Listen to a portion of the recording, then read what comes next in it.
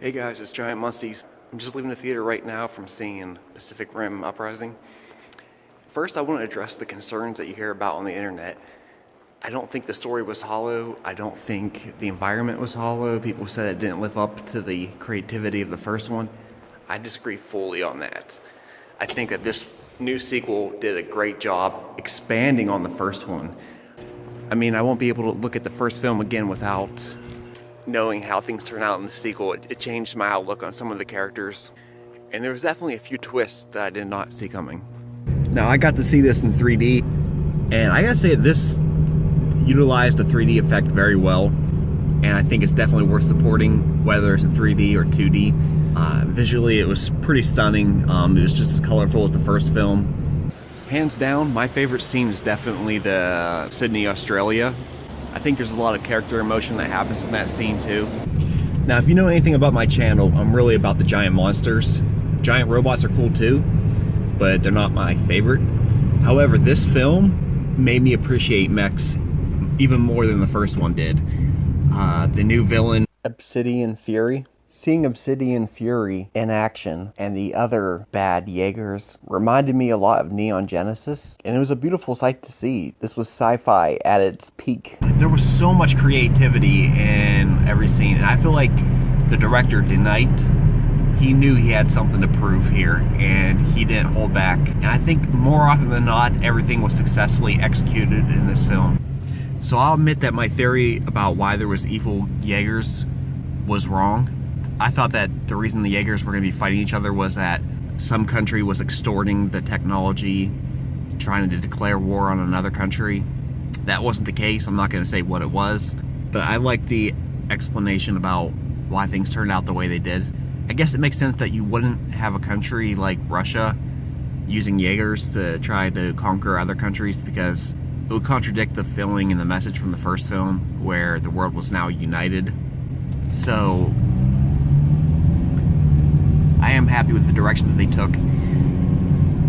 You can see that they're trying to aim this film franchise to younger audiences now.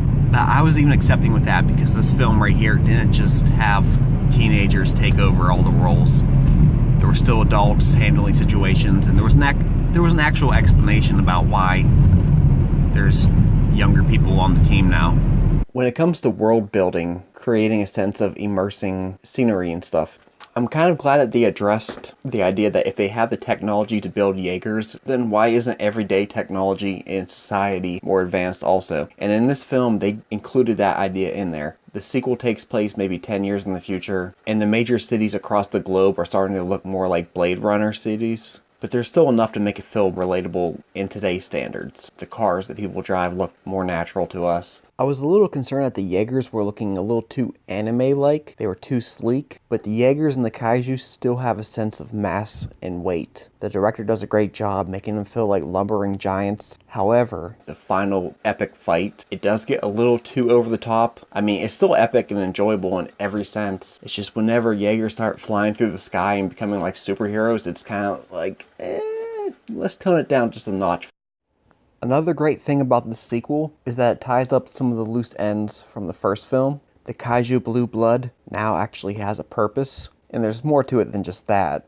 But as I mentioned earlier, this sequel adds a whole new layer of depth to the original film, and I think that's what any good sequel should do. The sequel should make you look at the original film in a new light, and this accomplishes that in my opinion. The director from the original film, Del Toro, still serves as an executive producer on this film. You can feel his influence in this, so it still feels like it's still part of the same universe. It doesn't feel off-putting or some tacked-on sequel. It feels natural.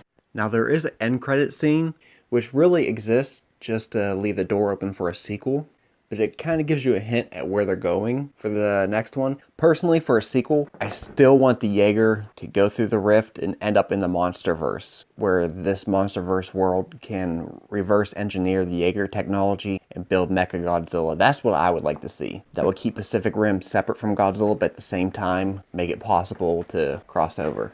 So did you see the movie? What did you think of it? Would you be up for another one? And where do you want the franchise to go from here if it succeeds? I'm Giant Munsties, and I'm out of here.